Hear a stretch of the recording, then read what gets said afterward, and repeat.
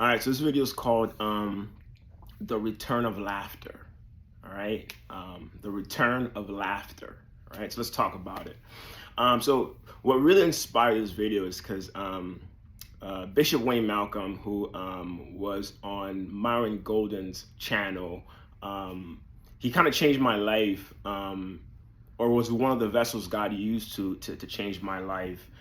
When God, a little after God had done this, I had this dramatic encounter with God, and in the midst of probably one of my lowest points in life,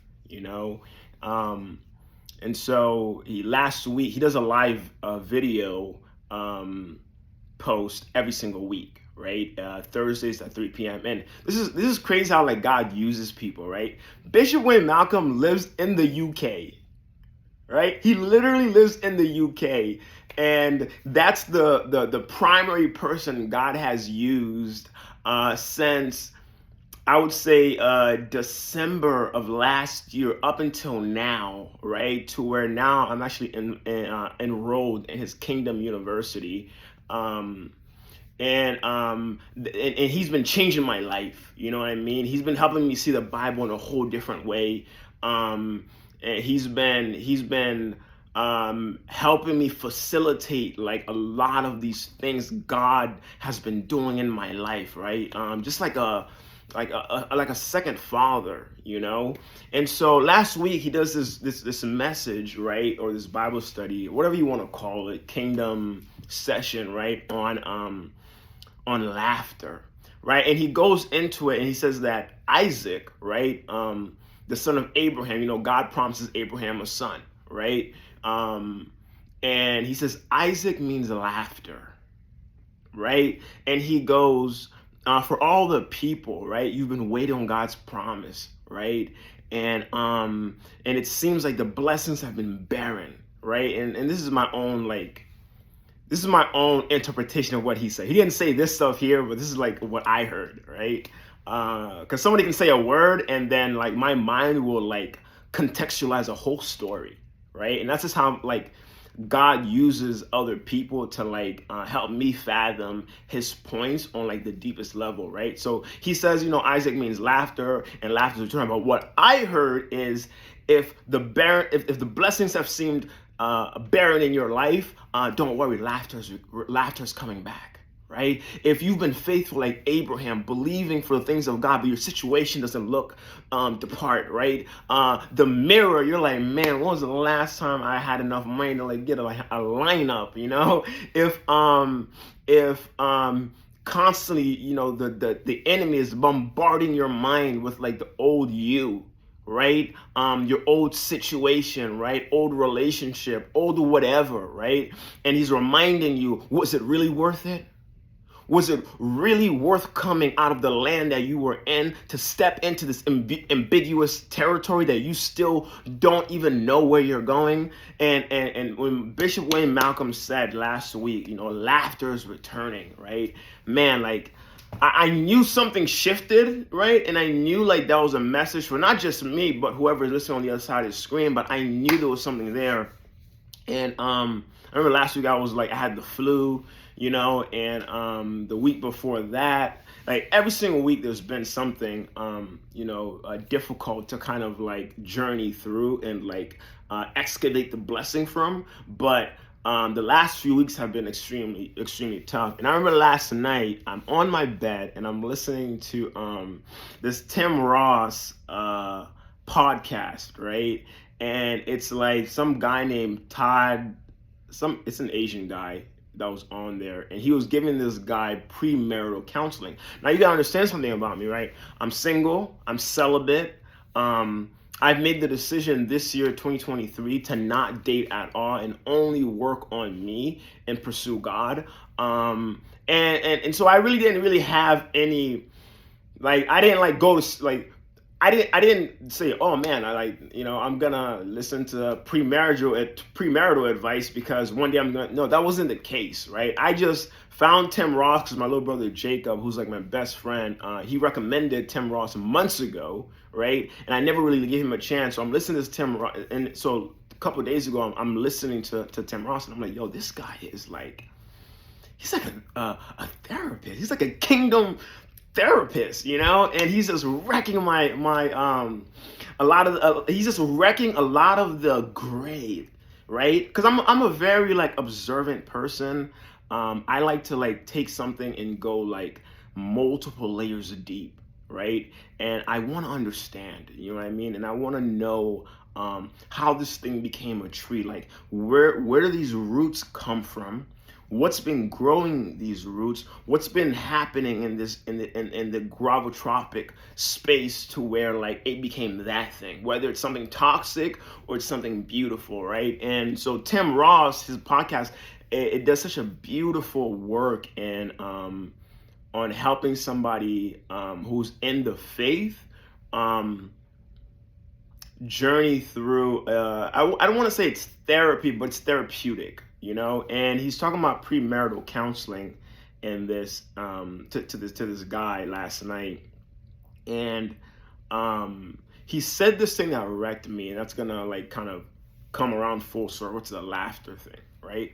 He said when you get married to somebody, you don't get your I do is not about what you know about them. He goes, your I do is about all the things you don't know about them, right? Oh man, and I remember saying to myself, "Yo, that's like real love," like, and like it put a fear of marriage in me.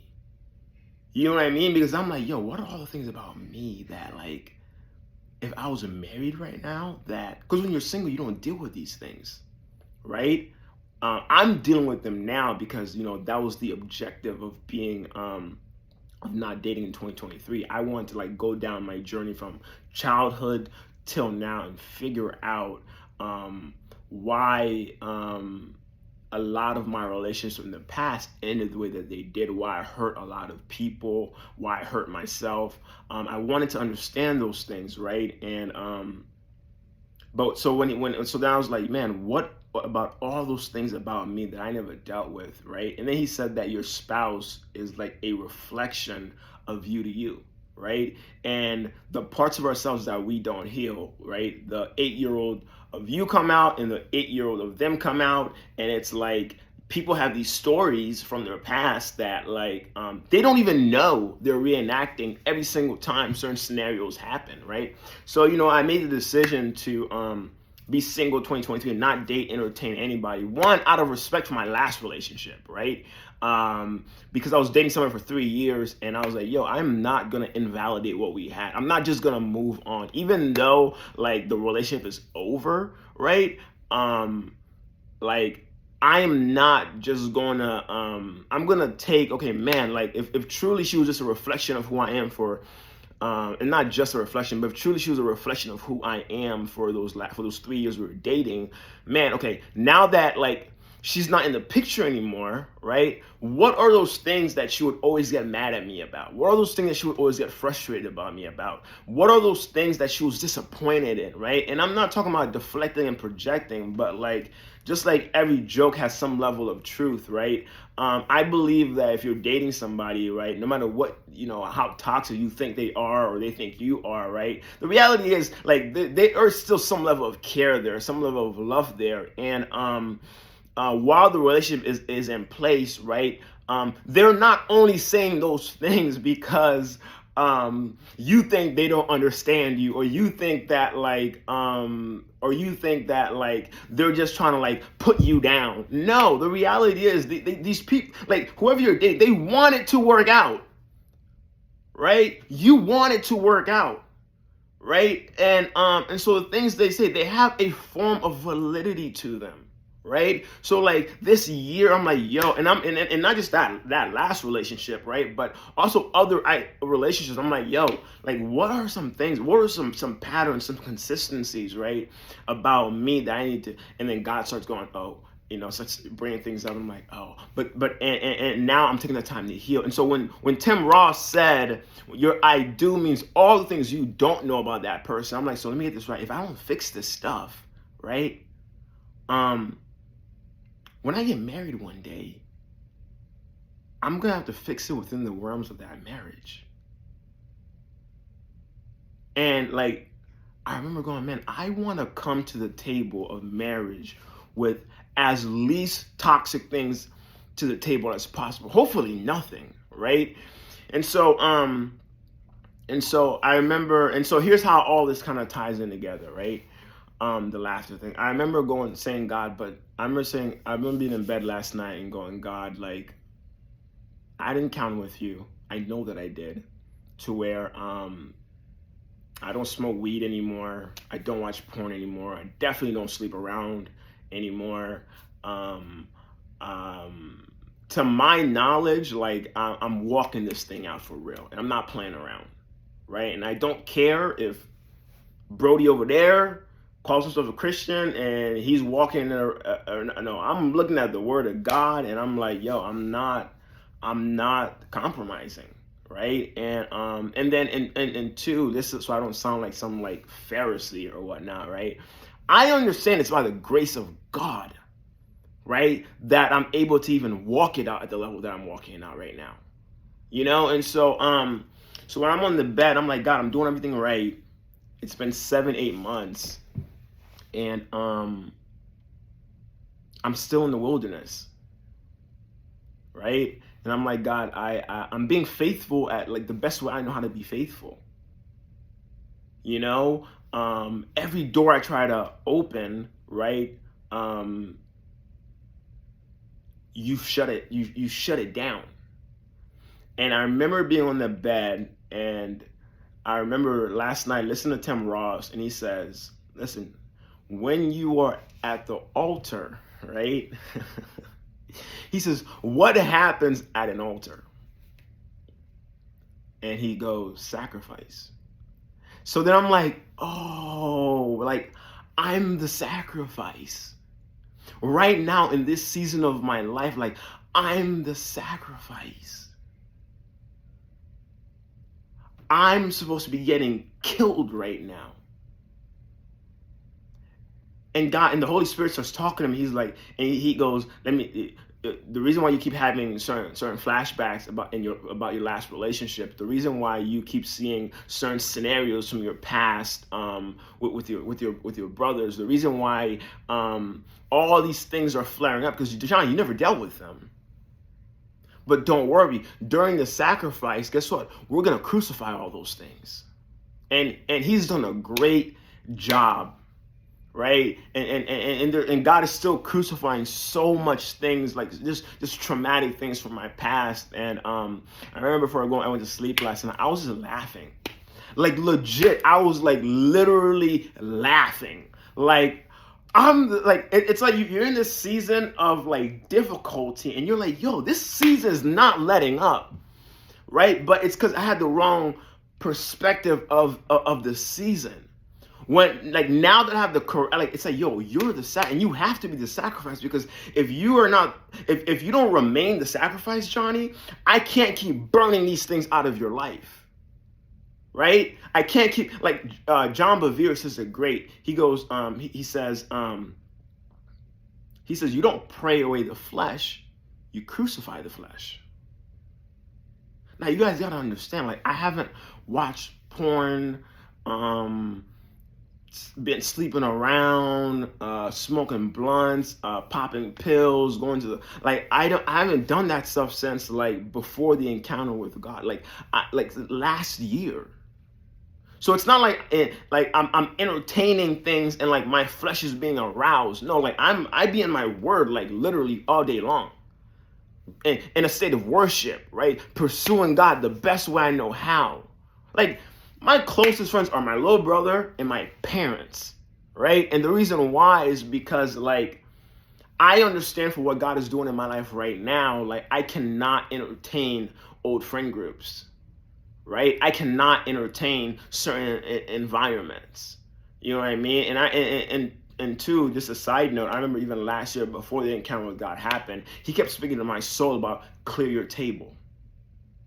Clear your table, because I'm gonna put new people around you, right? And so again, I'm still in that state of ambiguity, and I'm still asking God, okay, tapping on the shoulder, God, like where's the next move, right? And Right now, the next move is the same move that you're the sacrifice. Let me keep doing what I'm doing. Let me keep burning things off you, right? Let me just stay in the furnace, just like Daniel. To stay in the lion's den, just like Daniel. But don't worry, because when you come out, you're going to be ready. When you come out, Johnny, the people that I'm going to send you to, they're going to be ready for your message.